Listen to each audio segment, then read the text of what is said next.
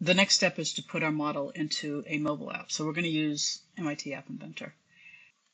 In order to do this, we need an extension. So an extension in App Inventor is extra, usually JavaScript code that someone has written that will perform a particular function and gives you an additional component beyond the core components. The App Inventor team themselves have made a bunch of extensions that are not part of the core, but you can add them in. So basically, what you do is you download the AIX file and then import it as an extension. I'll show you how to do that. Now, they do have a Teachable Machine extension. Now, this is June 2025, and at this point, this Teachable Machine is not quite working. I tried it out, and I ran into a few issues. Because of that, I went looking for alternatives. I went to, and this is Pure Vita Apps. So this Pure Vita Apps is run by Typhoon, who's an amazing, what they call power user for App Inventor. And he's created a lot of support and extensions.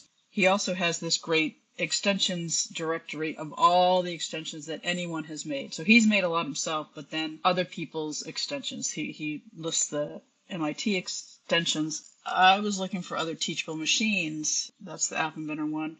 And then I found this one. And this is just what I want for image classification. So because of that, I decided I'm going to use this extension until a time where the MIT extension has been fixed. All you do is click on the extension. It gives you some information about it, shows you the blocks that are available, and then here's the AIX file, which is the actual code behind it. So this is going to give you how to use it. A lot of it is just reading through. And so what you do is download this. So if you click on it, and then we just download it. So I've already downloaded it to my machine, but you'll get a file looking like this, BRUFSE, etc. That's what I get here in my downloads. That's kind of the first step. So in App Inventor, I'm going to make a new project. I'm going to call it CC Invasive Plants. So again, this is local to me, some of the local invasive plants around where I live, which is Cape Cod. And we'll click OK. First step is to add that extension. So under, way over here at the bottom, extensions, it says import extension. Now I'm going to choose the file, and I've got it here, my BRUFSC. So locate it on your computer and then import. This will actually show up as an additional component. So what you can do is just drag it over. It's non-visible, so it'll pop down the bottom here.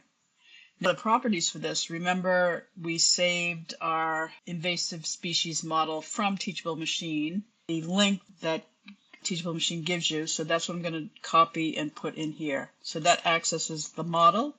We also need a web viewer. So we're going to add a web viewer component, and back here then we say the web viewer we're using is the web viewer we just added. Okay, so that links that up. Because what happens is the image shows up in the web viewer, and that allows the model to access the image. The other things I want to do is, obviously I want to put in a button.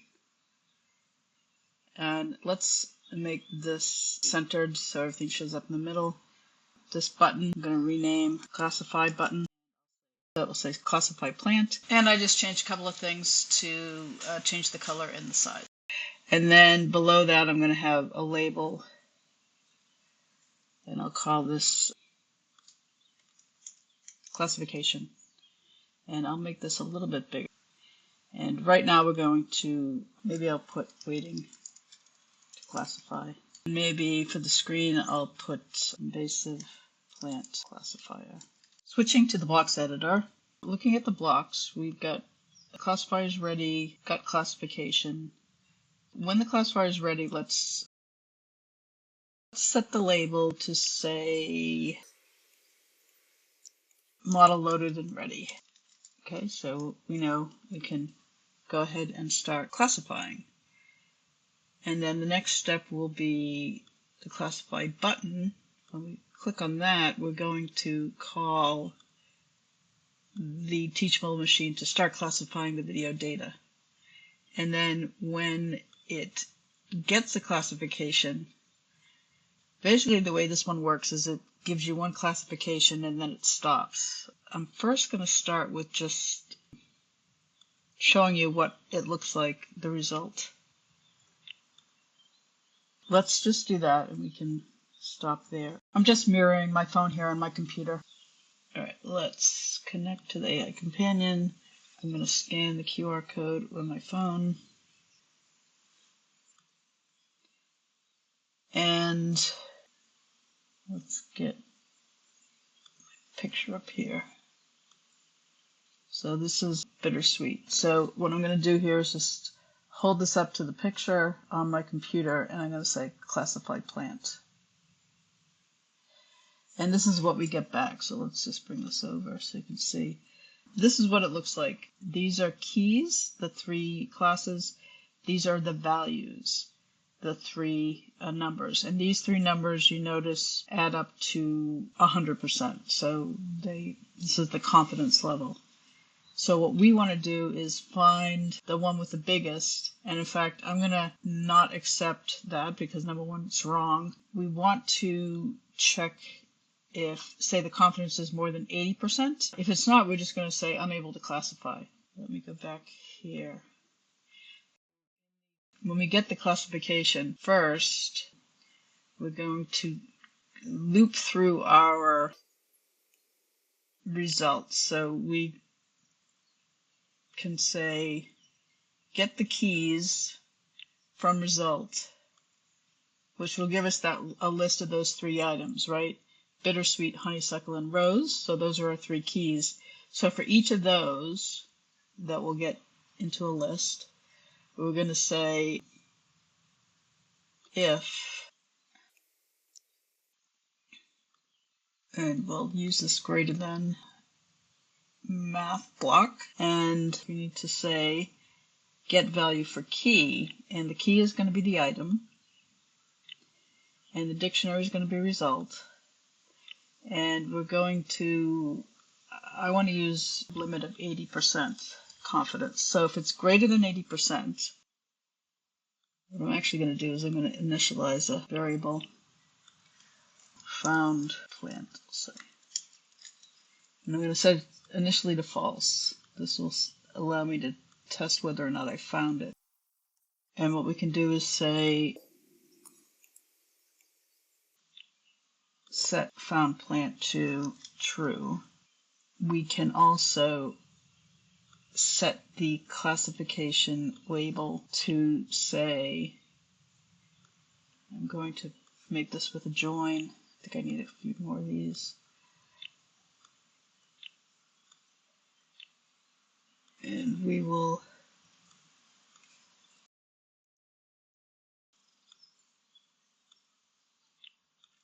let's say the plant is, and we're going to say the plant will be the item. And we'll say with, and this is the confidence, so we'll duplicate that. So we're going to insert the confidence, and at the end we'll say, don't need that extra one, percent confidence. Okay, so if we find it, we'll label that, and then I can add another if here. So after we've looped through, and I can say if not found plant, I can tell them in the text.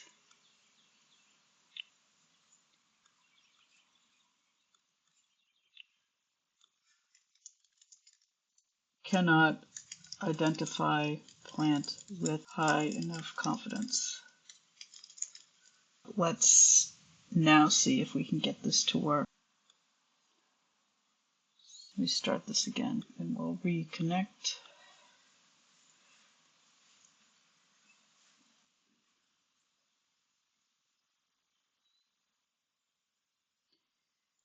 We get another picture. Let's try to classify this. Honeysuckle, which that is with 84%. So this is what it gives me. Plant is honeysuckle with 84% confidence. All right, that makes me feel better. And let's just try one more. I had a rose. Let's try the rose. We'll classify again. Rose with 98%. Good. Let's give this a shot. Let's see if it will.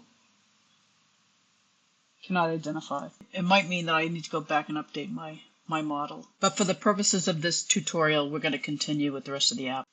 That's step 1.